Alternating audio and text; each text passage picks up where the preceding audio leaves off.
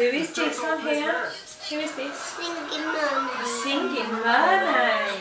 Hi, I'm Fay Ricketts. I'm from Birmingham, 32. So I was diagnosed with cervical cancer in 2014. I had stage 1A1, which is the earliest stage of cervical cancer. They had to remove my cervix, pretty much the whole lot of it. I didn't have to have any radiation or chemotherapy or anything. It was just a simple operation just to remove the cervix. I'd already had a daughter who was, I think she was about 2 at the time, and we wanted to try for our second baby, not knowing that obviously with no cervix you wouldn't really be able to hold a baby.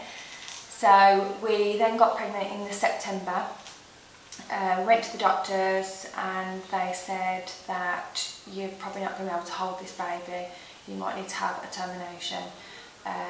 Then we saw a specialist and they said, right, what we're going to do is we're going to put a cervical stitch in, which sort of stitches at the bottom of your womb really, and try and hold the baby in. So I had to have keyhole surgery for that, and then while they were in the surgery they actually nicked the water sac that the baby was in, and so all my waters broke, and I was only 12 weeks pregnant at the time. I was at the hospital all the time for blood tests and checks and all that sort of stuff, but I got to 35 weeks, which was like a miracle, and we had a planned C-section because I was getting a bit too heavy then for the weight of the stitch, and she came.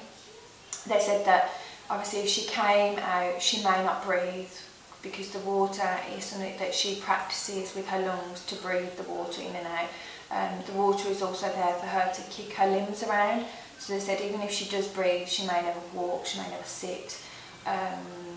So she came out, she didn't breathe, so that was a bit horrendous for me.